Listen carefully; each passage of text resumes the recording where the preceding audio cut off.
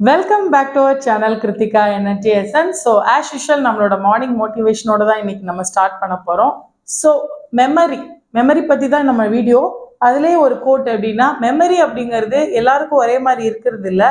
அந்த ரீகால், அந்த மைண்ட் எக்ஸசைஸை பொறுத்து தான் நம்மளோட மெமரி பவர் இருக்கும். ஸோ அந்த மெமரியை என்ஹான்ஸ் அண்ட் இம்ப்ரூவ் பண்ணுறதுக்கு நமக்கு லாஸ் இருக்குது. லாஸ் ஆஃப் மெமரின்னு Geoffrey Dudley how to develop a super power memory அப்படிங்கிற புக்கில் இருக்கிற ஒரு கண்டென்ட்டை தான் உங்களுக்கு கெஸ்ட்டாக நான் கொடுத்துருக்கேன். கண்டிப்பாக எந்த காம்படிட்டிவ் எக்ஸாமுக்கு படிக்கிறவங்களா இருந்தாலும், எந்த வகையான ஸ்டூடெண்ட்டாக இருந்தாலும் மெமரியை எப்படி என்ஹான்ஸ் பண்ணுறது அப்படிங்கிறது இது கண்டிப்பாக யூஸ்ஃபுல்லாக இருக்கும். வீடியோவை ஸ்கிப் பண்ணாமல் ஃபுல்லாக பாருங்கள். நிறைய சப்ஸ்கிரைபர்ஸ் வந்துட்டு கொஸ்டின்ஸ் கேட்டுகிட்டே இருக்கீங்க. எஜுகேஷனல் சைக்காலஜி, பிஜிடிஆர்பி பற்றி எல்லாமே ஒர்க் பண்ணிட்டு இருக்கேன். கண்டிப்பாக வீடியோ வந்து அப்லோட் பண்ணிகிட்டே இருப்பேன். அதே மாதிரி நிறைய வியூவர்ஸ் வந்து சப்ஸ்கிரைப் பண்ணாமல் பார்த்துட்டு இருக்கீங்க. கண்டிப்பாக சப்ஸ்கிரைப் பண்ணிக்கோங்க. கண்டிப்பாக உங்களுக்கு இந்த இந்த சேனலில் வர வீடியோஸ் எல்லாமே யூஸ்ஃபுல்லாக இருக்கும்னு சொல்லிக்கிறேன். ஸோ நம்ம வீடியோக்குள்ளே போகலாம். ஸோ லாஸ் ஆஃப் மெமரியை எப்படி என்ஹான்ஸ் பண்ணுறது? ஸோ ஃபர்ஸ்ட் எடுத்துக்கிட்டிங்கன்னா காம்ப்ரிஹென்ஷன் அப்படின்னா மீனிங். ஃபஸ்ட்டு அதோட தாட் ப்ராசஸ் என்ன, மீனிங் என்ன, அதை நம்ம புரிஞ்சிக்க ட்ரை பண்ணணும். அண்ட் புரிஞ்சுக்கிட்டு அதை காரிலேட் பண்ணணும், தான் காம்ப்ரிஹெண்ட் பண்ணணும். ஒரு பேசேஜ் படிக்கிறோன்னா அதை காம்ப்ரிஹெண்ட் பண்ணதுக்கப்புறம் தான் நம்ம மெமரிக்கு போகணும். Spaced learning. ஸோ ஸ்பேஸ்டு லேர்னிங்னா நமக்கு எப்பப்பெல்லாம் தேவையாக இருக்கும் அப்படிங்கிறத, ஒரு ஒரு கஷ்டமான இதாக இருந்தால் எத்தனை டைம் படிக்கணும், எத்தனை கேப்பில் படிக்கணும், 3 டேஸ்க்கு ஒரு தடவை ரிவிஷன் பண்ணணும். அது மைண்டில் செட் ஆகுற வரைக்கும் நம்ம ஸ்பேஸ்டு லேர்னிங்கை மெயின்டைன் பண்ணணும். ஸோ அடுத்து பார்த்தீங்கன்னா ரிசைட்டேஷன். ஸோ எல்லாருக்குமே தெரியும், நம்ம டேபிள்ஸாக இருக்கட்டும், ஸோ இம்பார்ட்டன்ட் ஃபார்முலாஸாக இருக்கட்டும், ஸ்கூல்ஸில் எல்லாத்துலேயுமே நம்ம என்ன ஃபாலோ பண்ணுவோம்னா recitation. So once you recite, அது ஒரு தடவை அதை வெளியில் வாய் விட்டு அடுத்தவங்க கிட்டயோ இல்லை நம்மக்கிட்டயோ சொல்லி பார்க்கும்போது அது கிட்டத்தட்ட 10 அதாவது 100 டைம்ஸ் படித்ததுக்கு சமம் அப்படின்னு சொல்கிறாங்க. ஸோ ரெசிட்டேஷன் ரொம்ப முக்கியம். ஸோ அடுத்து ஓவர் லேர்னிங்னா அந்த கான்செப்ட் புரியல அப்படின்னா அது புரியிற வரைக்கும், அட்லீஸ்ட் அதோட கோர் கான்செப்ட் புரியிற வரைக்கும் திரும்ப திரும்ப திரும்ப படிக்க சொல்றாங்க. ஸோ அடுத்து பார்த்தீங்கன்னா ஹோல் லேர்னிங் அப்படின்னா, ஒரு கான்செப்டை நம்ம படிக்கிறோம் அப்படின்னா அதுக்கு வந்து நம்ம என்ன பண்றோம், என்னென்ன விஷயங்கள்லாம் அதுல இருக்கு அப்படிங்கிற ஃபுல் கான்செப்டையும் நம்ம தெரிஞ்சுக்க முடியணும். அந்த ஃபுல் கான்செப்ட், அதாவது ஒரே ஒரு கொஸ்டின் மட்டும்தான் அதுல இருந்து நம்ம கொஸ்டின் படிக்கணும் அப்படின்னா கூட அதோட ப்ரீவியஸ் என்ன, அதோட நெக்ஸ்ட் என்ன அப்படிங்கிற ஹோல் லேர்னிங் ரொம்ப முக்கியம். ஸோ ஒரு எக்ஸாம்பிளுக்கு நான் சொல்லுவேன், லைட் அப்படின்னு நம்ம 10th படிக்கிறோம் அப்படின்னா 6th லைட்ன்ற லெசன் வந்து நமக்கு வருது. அப்போ 6th லைட்டோட ப்ராப்பர்ட்டிஸ் என்ன, லைட்டோட டெஃபினிஷன் என்ன, லைட்டோட எக்ஸாம்பிள்ஸ் என்ன, எந்த மாதிரியான இதெல்லாம் இருக்கு. இப்போ தெர்மோடைனமிக்ஸ் அப்படின்றது 11th 12th இருந்தா கூட ஹீட்ன்றது நமக்கு எங்கேயே ஸ்டார்ட் ஆயிடுது அப்படின்னா 6th. அப்போ நிறைய பேர் அந்த 6th 7th 8th அந்த புக்ஸை வந்து நம்ம அப்படியே என்ன பண்ணிடுறோம், விட்டுறோம். நம்ம என்சிஆர்டி சிலபஸாக இருக்கட்டும், யூபிஎஸ்சிக்கு படிக்கிறவங்களா இருக்கட்டும், so correlation is very important. So அதுதான் இந்த இடத்துல என்ன ஹோல் லேர்னிங் சொல்றோம். ஒரு கான்செப்ட் படிச்சீங்கன்னா ஹோலா புரிஞ்சு மைண்ட்ல வச்சுக்கோங்க.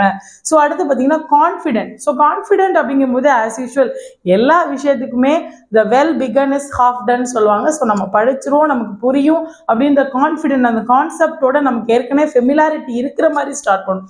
ஃபெமிலாரிட்டி அப்படிங்கிறது என்ன அப்படின்னு பார்த்தீங்கன்னா, ஐயோ இது என்னன்னே புரியலையே, இது எதுவுமே புரியலையா அப்படின்ற இடத்துல இருந்து ஸ்டார்ட் பண்ணாதீங்க. இது ஏற்கனவே நம்ம படிச்சிருக்கோமே அப்படின்ற ஒரு காரிலேட் பண்ணி, ஏதோ ஒன்று படிச்சிருப்போம் அதோட காரிலேட் பண்ணி புரிஞ்சிருச்சுன்ற மைண்ட் செட்டோட நீங்க ஸ்டார்ட் பண்ணீங்கன்னா அது ரொம்ப யூஸ்ஃபுல்லா இருக்கும். ஸோ ரீஇன்டகிரேஷன், ஸோ இந்த அசோசியேஷன், காரிலேஷன் இது எல்லாமே ரீஇன்டகிரேஷன்ல வந்துடும்.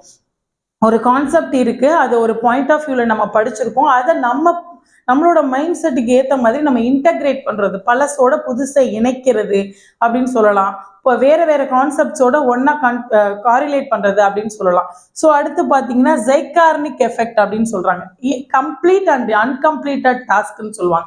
ஜைகார்னிக் எஃபெக்ட் அப்படின்னா, நம்ம ஃபுல்லா படிச்சு முடிச்சிட்ட விஷயத்தை விட பாதியா வச்சிருக்கிற விஷயம் வந்து கொஞ்சம் மைண்ட்ல இருக்கும். இது இன்னும் நம்ம படிக்கணும் அப்படின்னு நினைக்கும் போது அது அன்கம்ப்ளீட் டாஸ்க் வந்து இன்னும் நம்ம படிக்கணும் அப்படின்னு யோசிச்சோம் அப்படின்னா அதை நம்ம வந்து இன்னும் ஞாபகத்துல இருக்கும் அப்படின்னு சொல்றாங்க. ஸோ இது முடிஞ்சிருச்சு அப்படிங்கிறது எவ்வளவு தூரம் ஃபேட் ஆகுதோ அதை விட கம்மியா தான் இது இன்னும் படிக்க வேண்டி இருக்குங்கிறது. அப்ப என்ன அர்த்தம் இதுக்கு அப்படின்னு பாத்தீங்கன்னா, ஸோ நீங்க புதுசா எப்பவுமே என்ன பண்ணுங்க, அதை இன்டகிரேட் பண்ணிட்டே இருக்கும்போது இது இன்னும் கம்ப்ளீட் ஆகல அப்படிங்கிற ஒரு மைண்ட் செட் நமக்கு இருக்கும். அதனால ஜைகார்னிக் எஃபெக்டை ஃபாலோ பண்ணுங்க. ஸோ கம்ப்ளீட்லி ஃபினிஷ்டுன்னு இல்லாம we have to put into something, அப்படி ஏதாவது ஒன்று உள்ள போட முடியும் அப்படிங்கிற விஷயத்திலேயே எல்லாத்தையுமே ஸ்டாப் பண்ணிடுங்க. ஸோ அடுத்து பார்த்தீங்கன்னா வான் ரெஸ்ட் ஆஃப் எஃபெக்ட். இது எப்படின்னு பார்த்தீங்கன்னா இந்த ரோமன் ஃபீல்ட் அண்ட் கிரவுண்டிங்னு சொல்லுவாங்க. இதுக்கு பேர் ஃபீல்ட் அண்ட் கிரவுண்டிங். அப்படின்னா இப்போ நம்ம எக்ஸாம்பிளுக்கு நம்ம ஒரு புக்கே எடுத்துக்கிறோம் அப்படின்னா புக் டிசைன் எப்படி பண்ணியிருக்காங்க அப்படின்னு பார்த்தீங்கன்னா எல்லாமே வந்து ஒரே டைம்ஸ் நியூ ரோமன்ல இருக்கு அப்படின்னா சில இதை மட்டும் இட்டாலிக்ஸ் பண்ணியிருப்பாங்க. அந்த இட்டாலிக் பண்ணது நமக்கு மறக்கவே மறக்காது. சில டைம் ஞாபகம் வரும். அந்த வேர்ட்ஸ் வந்து என்னன்னா வேர்ட்ஸ் ஞாபகம் இருக்கும், ஏதோ இட்டாலிக்ஸ்ல இருந்துச்சு அதுதான் இந்த வேர்ட் அப்படி. அதான் வான் ரெஸ்ட் ஆஃப் எஃபெக்ட் சொல்றோம். நம்ம இதை எப்படி பண்ணலாம், நம்மளோட நோட்ஸ்ல ரொம்ப இம்பார்ட்டன்ட் பாயிண்ட்டை ஹைலைட்டர் யூஸ் பண்ணலாம், சின்னதாக ஒரு பென்சில் வச்சு அண்டர்லைன் பண்ணுவோம். இதெல்லாத்தவே கண்டிப்பா நோட்ஸ்லையும் சரி உங்களோட படிக்கிற மெட்டீரியல் புக்கு எதுவா இருந்தாலுமே ஃபாலோ பண்ணுங்க.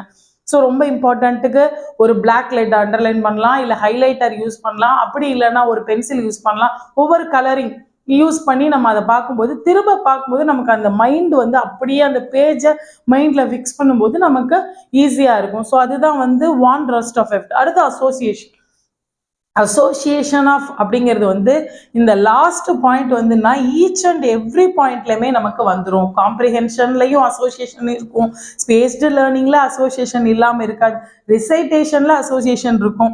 So over learning, whole learning, confident, இப்போ reintegration, Zeigarnik effect, von Restorff, associate, இது எல்லாத்துலேயுமே என்னன்னு பார்த்தீங்கன்னா நமக்கு அசோசியேஷன் இருக்கும். எந்த அளவுக்கு நீங்க ஒரு டெக்ஸ்ட்டை, ஒரு பேராகிராஃபை, ஒரு பேசேஜை, இல்லை ஒரு சயின்ஸ் கான்செப்டை, இல்லை ஒரு மேக்ஸ் ஃபார்முலாவை அசோசியேட் பண்ணி படிக்கிறீங்களோ அந்த அளவுக்கு அது உங்களோட லைஃபோட, உங்களோட ப்ரெசன்ஸ் ஆஃப் மைண்டோட ஃபிக்ஸ் ஆயிரும். ஸோ எக்ஸாமை பொறுத்த வரைக்கும் யாருமே, நான் ஏற்கனவே ஒரு வீடியோவில் சொல்லியிருப்பேன், படிச்சுட்டு ஞாபகம் வராதவங்க, படிக்காம போறவங்களை பத்தி பிரச்சனை, படிக்காத கான்செப்ட்ஸை பத்தி பிரச்சனை இல்லை, பட் படிச்சேன் எனக்கு மறந்து போச்சு அப்படின்னு சொல்ற எல்லாருக்குமே நீங்க கரெக்டான வகையில இந்த மெமரியை என்ஹான்ஸ் பண்ணல அப்படிங்கிறது தான் அர்த்தம்.